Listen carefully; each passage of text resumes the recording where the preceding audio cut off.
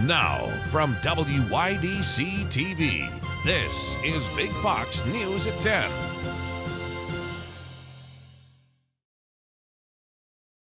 Good evening, I'm Anna Manuel. With a holiday weekend coming up, marking the unofficial end of summer, there's no lack of fun activities in the Southern Tier. Our Maggie Hall has some options for you this Labor Day weekend. Kicking off the holiday weekend is a 4-day music festival right here at the base of Market Street at the Radisson. Tonight kicks off the end of summer music fest. This space will be full of music for the next 3 nights. There will be grilling and yard games at the event, which is for all ages and family friendly. We are having a 4-day music festival. Acts like Sam Swanson, Virgil Caine, Mike Giannone, Can't Count Trio, wide range of music.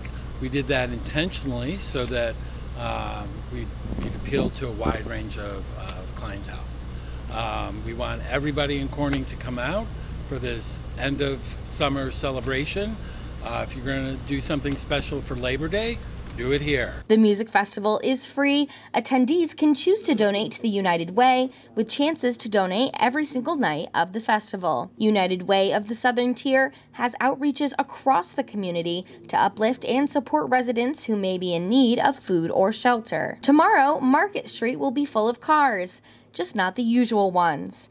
The very first annual Ferrari show comes to town tomorrow. Rare sports cars will be parked up and down the block from 5:30 to 9:30. If you like cool cars, this is the place to be tomorrow night. And of course, a staple of holiday weekends in the Southern Tier is visiting the beautiful Finger Lakes region. Wine tasting, hiking trails, and more. There's always something to do in the Finger Lakes. Happy holiday weekend.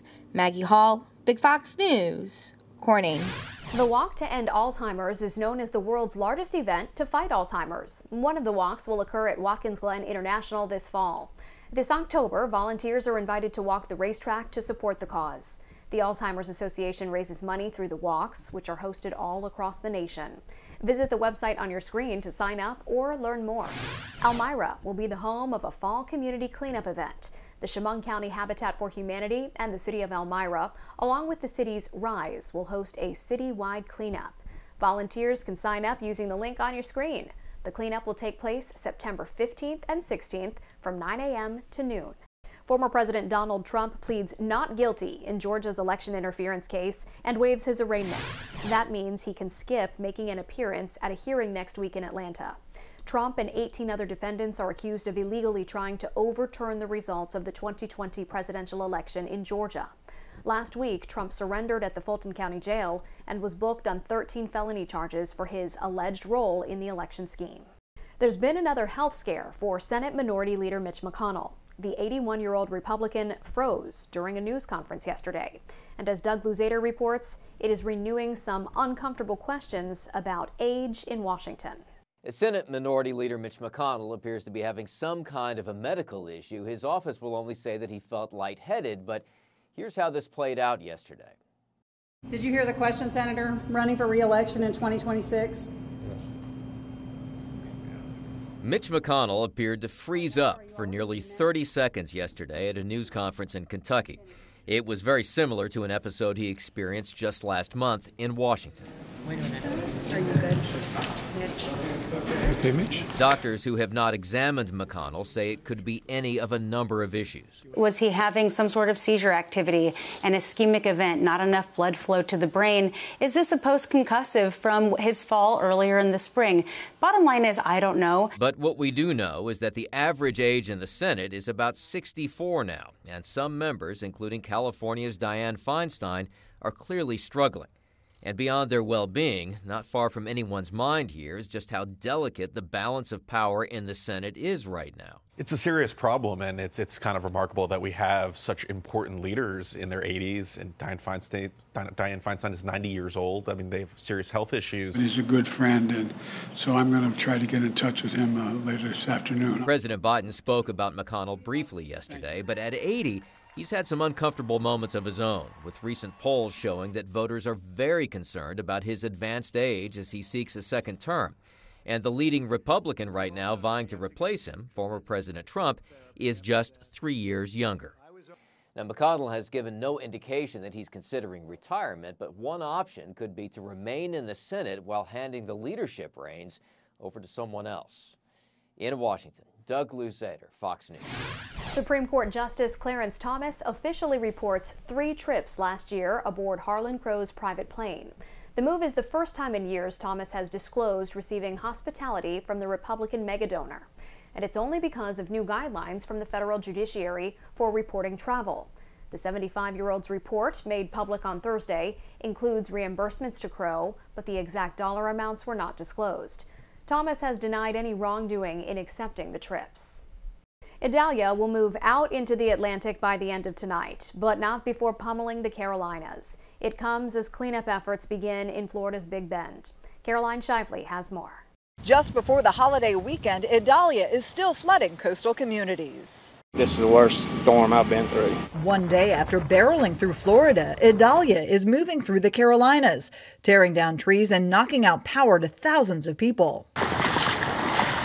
In Charleston, Idalia combined with king tides on Wednesday, forcing ocean water on top of sand dunes. Many of these coastal communities are filled with visitors for the Labor Day holiday. Officials urging folks to take precautions. Use common sense so that we can keep our first responders safe, and that way they can respond to calls as needed. In Florida's Big Bend region, people are waking up to no electricity and piles of debris after Idalia made landfall as a Category 3 storm. National Guardsmen and rescue crews are out inspecting roads and looking for anyone in need of help. There's still reports rolling in, but as of last night, there were approximately 40 successful rescues made, including 29 by the Florida National Guard. Governor Ron DeSantis says about 30,000 power line personnel are also working to restore power, but emergency officials warn high floodwaters could impact recovery efforts. The biggest danger is when the power company turns the power back on and your house has had saltwater intrusion and it gets into the receptacles. That makes for a good fire. As cleanup and search efforts get underway, officials here are urging folks to stay indoors. In Carolina Beach, North Carolina, I'm Caroline Shively, Fox News. Your complete forecast is next, plus details on a major recall involving popular Ford trucks. Stay with us. Here's your local stock market update from Big Fox.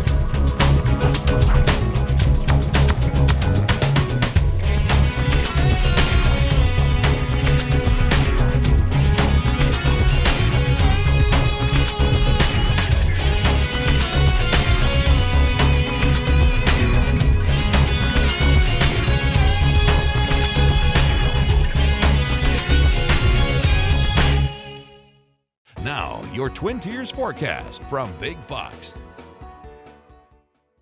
Good evening. We have been tracking this very wet weather pattern where even as we look at the precipitation over the last 5 days, it does exceed that 1.5 inches.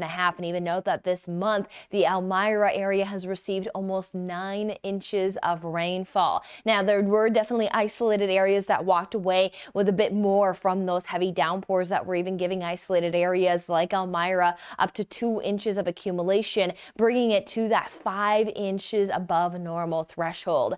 Now, with the wet weather, that did pair up with those cooler than normal temperatures. So August, it still needs to be tweaked with today's numbers, but generally ending on that cooler and wetter than normal note. And we'll keep an eye on what's expected into September, which we have a look at here in a moment. But note that as we stepped into our last day of August, we did have some gorgeous fall-like conditions around as that sunshine did return. And we're expected those bright skies to stay around, but temperatures will be warming to at least bring us back to seasonal into the early weekend, and then by Labor Day we're even still feeling some summertime warmth with 90s for our Labor Day forecast. And this is all paired up with a dry stretch of weather, but there could be changes by the mid-September forecast as we even look at the 8 to 14 day outlook, which runs from September 8th through September 14th. It just does show a return of some wetter than normal conditions, so we'll keep an eye on that trend. But pairing up with that is the continuous potential of warmer than normal temperatures. So as we head into our first day of September, it's still going to feel a little fall-like, especially with the morning starting off into those 40s with some areas of some fog. Keep yourself wary of some dense patches that will burn off as we will be underneath some bright sunshine throughout our Friday. We have highs that will be hitting those mid to upper 70s, so looking at trending slightly cooler but comfortable for this time of the year. So enjoy it while it's here, because we are going to get some of that summertime warmth back in place as early as our end of the weekend forecast.